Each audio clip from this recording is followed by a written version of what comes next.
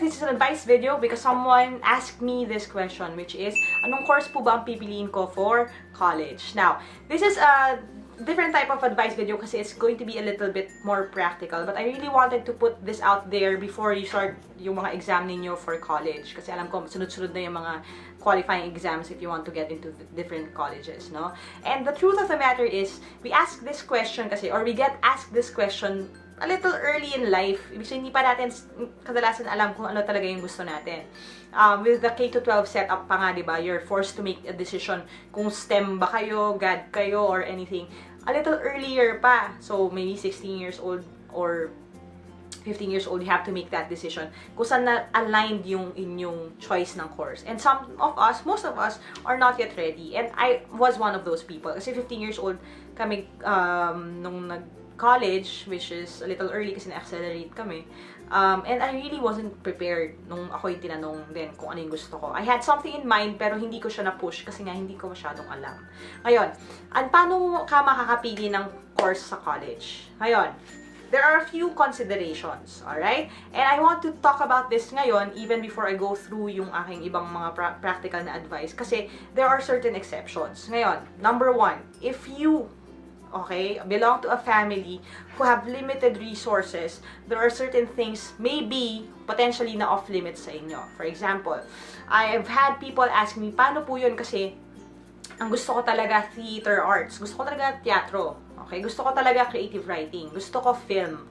Kaya lang my family cannot afford that. Ang gusto po ng nanay ko, mag-course ako ng something more practical like education or like accountancy kasi yun yung makakakuha ko ng trabaho right after. Ngayon, you have to consider that as well. Sadly, since we are in a developing country, there are certain limitations talaga. And even in our family, that was what happened to my mom. My mom wanted to be a doctor, but they really didn't have enough money to send her to school. So, ang ginawa niya, pumasok siya sa PUP, kung ano yung course na pwede niyang kunin, which is accounting, para makatrabaho agad, yun yung kinuha niya, yun yung tinapos niya, nag-working student siya. Kasi ang goal talaga sa kanilang generation, which is the first generation, is to help na yung pamilya nila ay maalis sa poverty. Now, if you are in that situation, I am sorry, and I feel for you, but ganun lang talaga. We may have to be practical. Kasi kung ano yung accessible na education sa inyo, you may have to choose out of kung ano man yung limited na yan. I've also had friends na sponsoran ng kamag-anak or ng kaibigan or ng isang institution na ito lang yung courses na pwede mong pagpilian or ito yung course talaga na gusto ko para sa'yo. And dahil hindi nila kaya na magbayad for their own education, they had to accept that scholarship. They had to take that course kahit hindi yun ang gusto nila. And those still worked out for them naman. Ang gusto ko sabihin sa inyo is this, kung ano yung available, you can make do with what you have, okay? I've had friends na kinuha nila yon as their first course, and then, ang ginawa nila, while working, ipon, then second course kung ano yung gusto nilang gawin. Or, if you want to go into writing, pero hindi yun ang course na gusto ng parents ninyo, kaya pinag-teacher kayo kahit ang gusto mo creative writing, don't worry about it. Kasi pagdating naman sa creative writing field, sometimes yung course doesn't even matter. Kung gusto niyo maging journalist, kahit hindi kayo join ang first course ninyo, okay lang din, as long as you practice the skill. Kasi we are in a skills-based market ngayon. Okay, trust me. Okay, I'm a psychologist.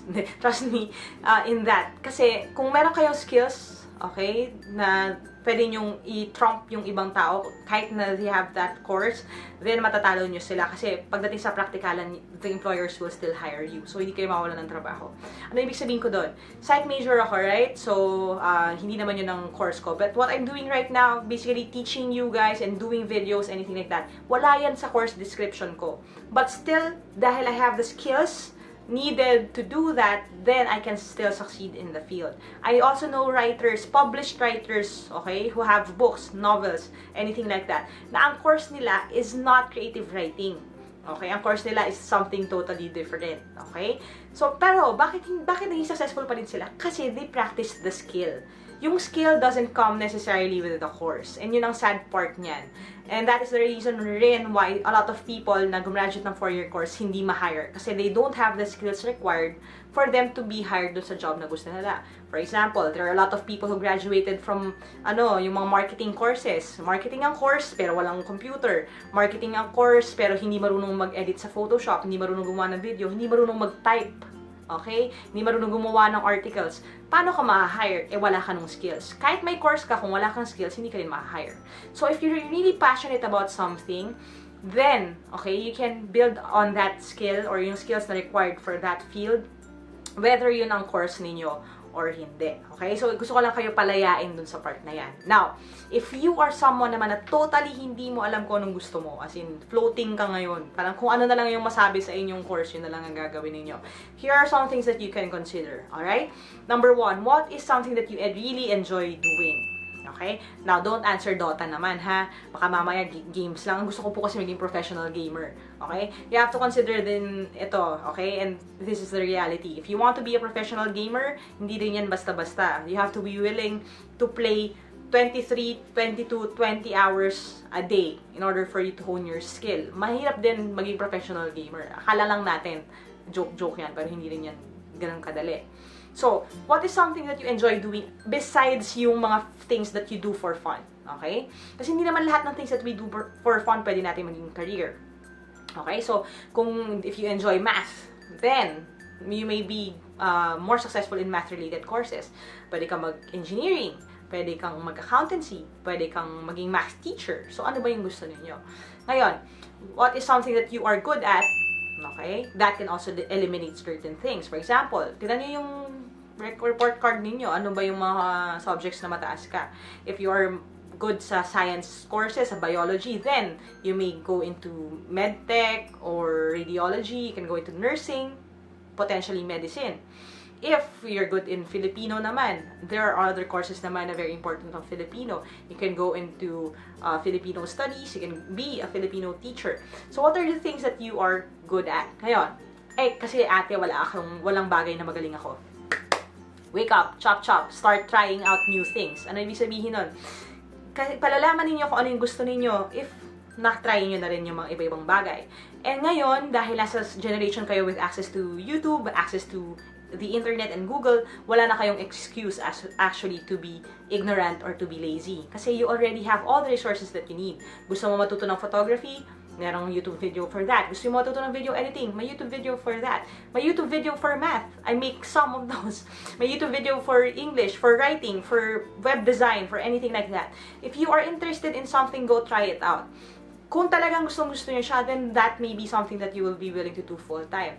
I have a friend na interested lang siya noon sa paggawa ng blogs or paggawa ng mga website. And now, yun na yung ginagawa niya full-time. So, maybe, yun yung kailangan nyo explore. If you don't know what you want, go and try out new things, okay? Try out different things. Another thing that you could do would be to talk to different people. Talk to people na nasa iba-ibang fields. This is something that I failed to do when I was still preparing for my own course, no? Kasi nung bata ako, hindi ko masyadong ganun naman yun, pag bata ka, hindi mo masyadong naisip yan. Pero if you're thinking about it, go and ask people. Okay? If you have mga titas, ates, who are successful in their own fields, talk to them about it. Ano po ba ma-advise nyo sa akin? Or what do you do?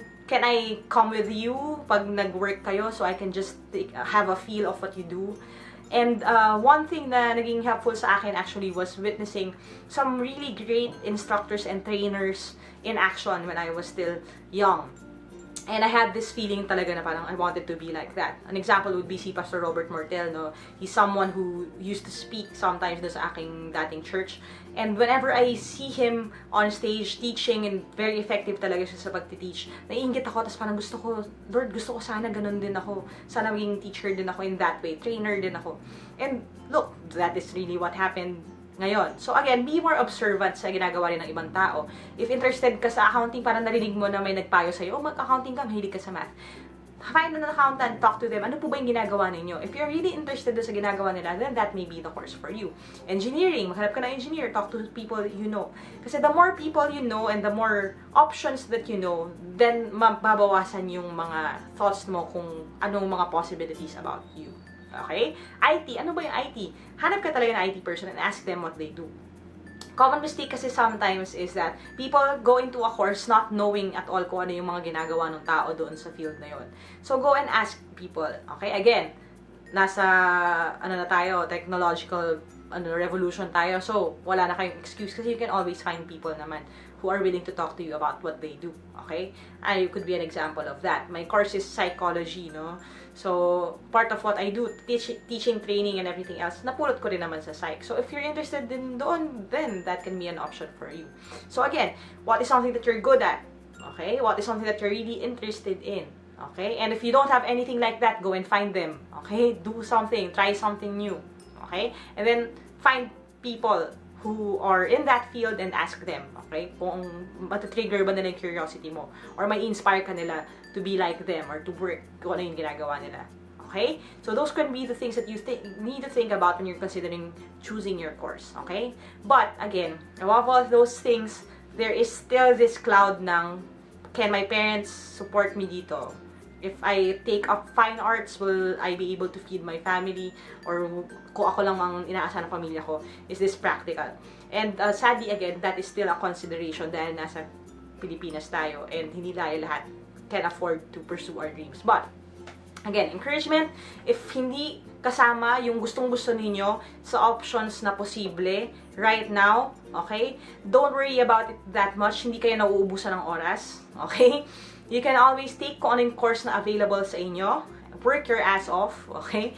Work your hardest dun sa career na meron kayo right after graduation. Mag-ipon kayo and then you can take a second course. You can enroll in training programs and you can always practice your skill on the side. Kasi in this day and age, ang course is not really as important as it was before. Your course, your college, your grades sometimes, okay, they are not as important as kung ano talaga yung kaya mong gawin. Ano yung skills that you have.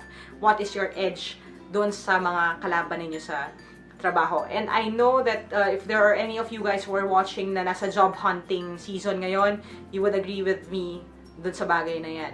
Hindi na yan about it. You have to have a very, sabi nga ni Liam Neeson, specific set of skills, okay, that will help you get hired.